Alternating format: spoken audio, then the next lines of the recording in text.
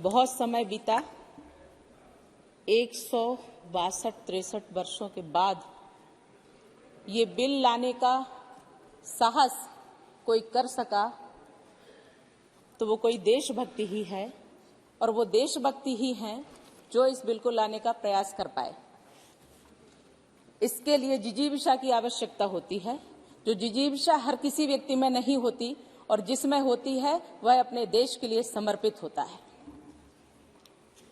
माननीय अध्यक्ष महोदय जी, ये जो 3 बिल हमारे देश के नाम को बदल करके इंडिया कहने के पश्चात इंडियन कर दिया, और इंडियन कह करके उसको पीनल कोड करके नाम दे दिया, सिर्फ दिखावा था। जो बता दिया ये हमारा है, लेकिन हमारा नहीं, हमारा ही तुम्हारे लिए है। हम अभी भी मालिक हैं और तुम अभी भी गुलाम हो। ये मानसिकता लेकर के ये बिल हमें दे दिए गए थे, लेकिन स्वतंत्रता का मान रखने वाले लोग जो सत्ता पर बैठे वो कभी रख ही नहीं पाए।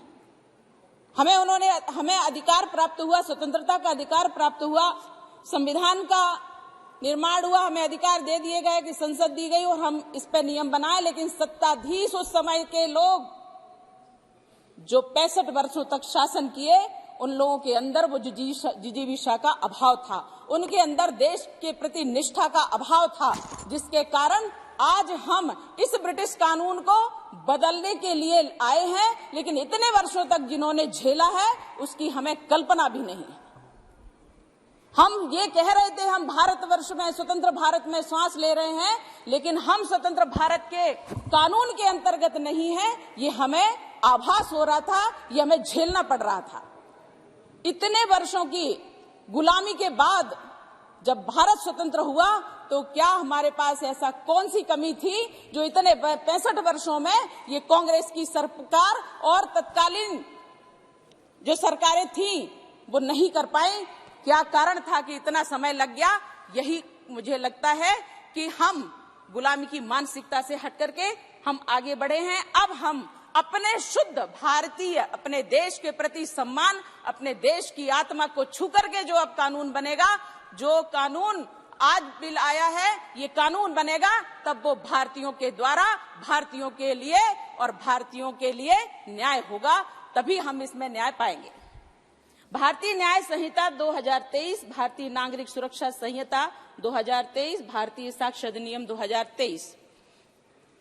महोदय, अब इसमें जब भारतीय लगा है तो दंड भी प्रारंभ में नहीं है। उन्होंने तो हमें सिर्फ दंड देने के लिए प्रारंभ किया था कि इनको दंड संहिता बनाओ और सबसे पहले इन्हें अपराधी घोषित करो, क्योंकि सीआरपीसी जब आया पहले 1898 में था और उसके बाद इन्हीं लोगों की सरकारों में 1973 में बना। 25 वर्षों के बाद, 30 से 30 वर्षों के बाद जब ये कुछ कानून बना पाए तो इन्होंने हमें दिया जल्दी सीआरपीसी। आपकी बात उस सीआरपीसी के अंतर्गत महोदय मैं सिर्फ एक बात कहना चाहूंगी कि कितने साधु संतों ने, अभी हमारे एक साथी, संसद के साथी कह के गए हैं कि हमारे मुस्लिमों पे ये किया जाता, मुस्लिमों पे ये किया जाता। मैं कहना चाहती हूँ कि क्यों पीड़ा हो रही है? तुम्हारे तो ऊपर बहुत बड़े लोगों का हाथ था। कह दिया जाता कि इनको जमानत दे दो, क्रिमिनल होने के बाद भी उन्हें जमानत मिल जाती है। मैं आज धन्यवाद करती हूँ प्रधानमंत्री मोदी जी का, धन्यवाद करती हूँ अमित शाह जी का। मैं कुछ कोट करना चाहती हूँ महोदय। 1 मिनट में आपका उसमें आप थोड़ा सा मुझे समय दीजिए प्लीज। मैं पहली बार इस बिल पे बोल रही हूँ, पहली बार बोल रही हूँ। मंत्री जी रिप्लाई करना चाहते हैं। माननीय अमित शाह जी ने कहा,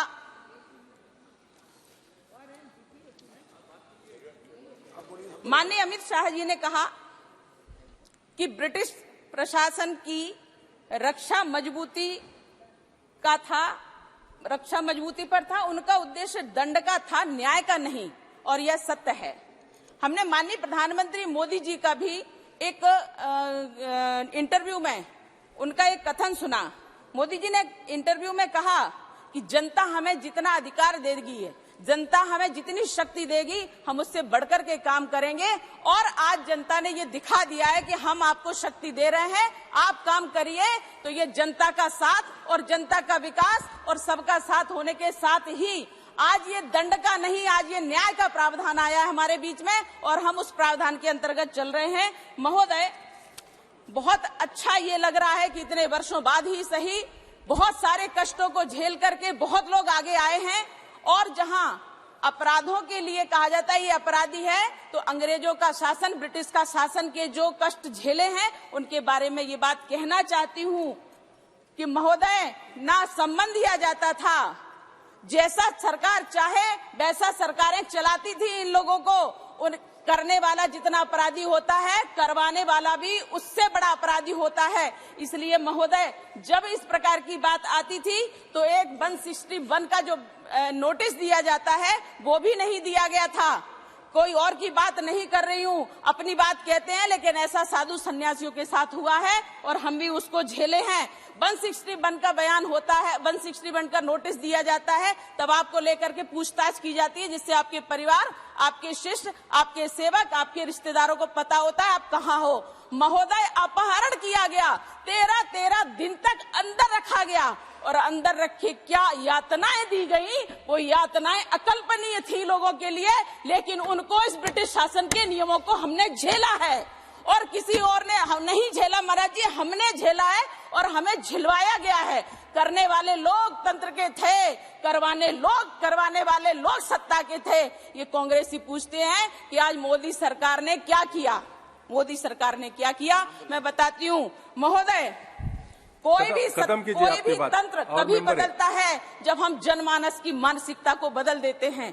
महोदय, जनमानस को बदलने के लिए उसका विकास जरूरी है, जनमानस को बदलने के लिए उसकी सुरक्षा अनिवार्य है, जनमानस को बदलने के लिए देश की सीमाओं को सुरक्षित करना अनिवार्य है, जनमानस को बदलने के लिए उनको रोटी और कपड़ा और रोटी कपड़ा के साथ शिक्षा और शिक्षा के साथ न्याय देना जरूरी है। जब ये सब माननीय प्रधानमंत्री मोदी जी ने दे दिया, हर किसी वर्ग का विकास कर लिया, उसके बाद जब न्याय की व्यवस्था आती है तब हम इसके अंतर्गत आते हैं। महोदय, इतने वर्षों बाद लाने का 10 वर्ष हमारे माननीय प्रधानमंत्री मोदी जी के शासनकाल के 10 वर्ष हुए हैं, लेकिन ये चिंतन लंबा रहा, ये चिंतन जिजीविषा का है, इसलिए अपनी बात खत्म कीजिए ना। मेरी बात पूरी होने दीजिए।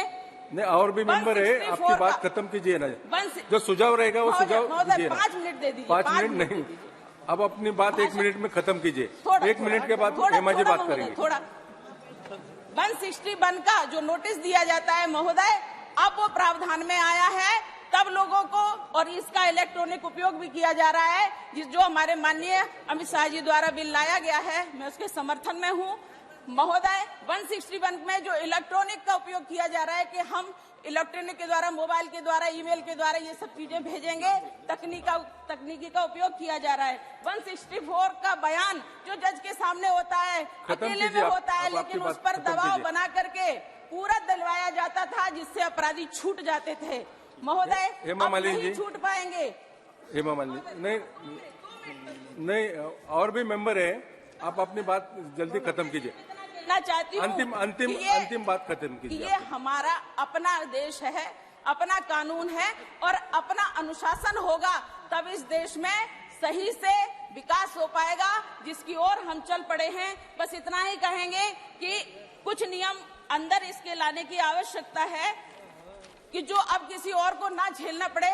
महोदय, जो प्रताड़नाएं दी गई, जिनके लिए कोई कुछ नहीं कर सकता था, अब उन लोगों को सजा हो, ऐसा प्रावधान इसमें आया है। प्रताड़नाओं की असीमितता थी महाराज, उसको हम कह नहीं सकते, इसलिए इनमें सिर्फ ये जो प्रावधान लाया गया है कि जो प्रताड़नाएं होंगी अब उनको भी दंड मिलेगा। तो मैं चाहती हूँ कि अब देश में बदलाव आएगा, नया भारत है, तो नए भारत की कल्पना बस। ठीक है, मान्यवर हेमा मालिनी जी। अध्यक्ष